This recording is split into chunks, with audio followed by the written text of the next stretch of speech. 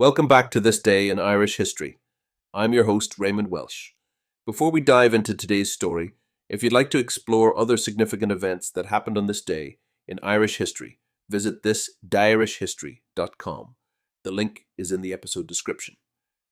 Now, let's journey back to April 26th, 1745, when a drunken brawl on the streets of Dublin turned deadly and shook the foundations of justice in 18th century Ireland.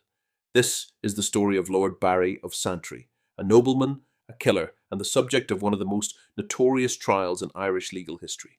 George Barry, the fourth Baron Santry, was born into privilege and power. The Barrys of Santry were part of the Anglo-Irish aristocracy, holding lands and influence within the Pale around Dublin. George was a product of this elite world, educated and cultured, but also infamous for his excesses, particularly his fondness for drink and wild living.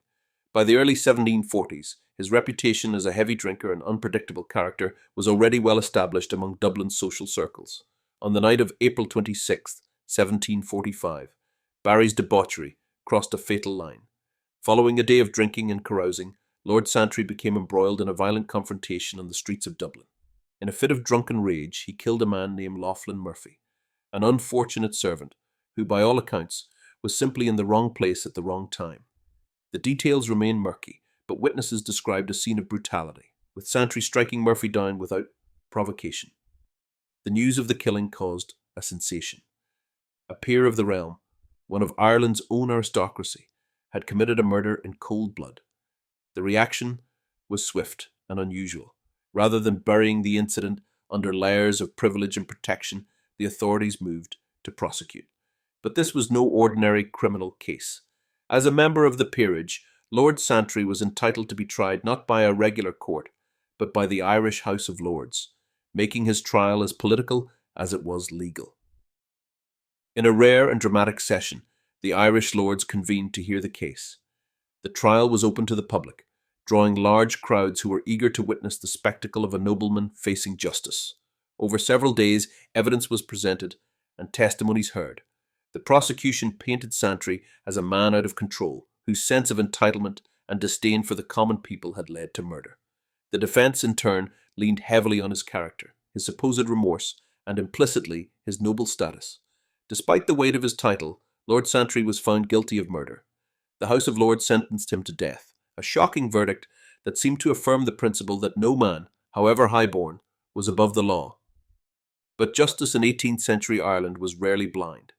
Within weeks of his sentencing, Santry received a royal pardon from King George II. The execution was stayed, and the disgraced Baron walked free.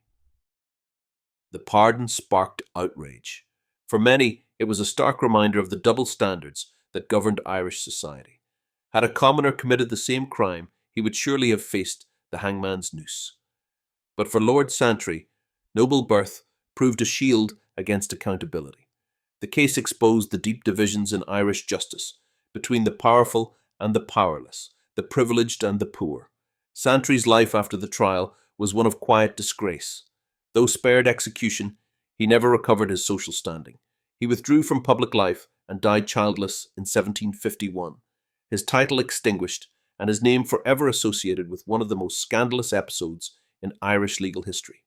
The case of Lord Barry of Santry endures as a symbol of aristocratic impunity in Georgian Ireland, a time when the veneer of civility masked a society riddled with inequality and corruption. But it also marked a rare moment when even the elite could not fully escape the consequences of their actions, at least not without controversy and public backlash. Thank you for joining me on this journey through Ireland's rich past. Please like and subscribe, and until next time, I'm Raymond Welsh. Slán go fóill.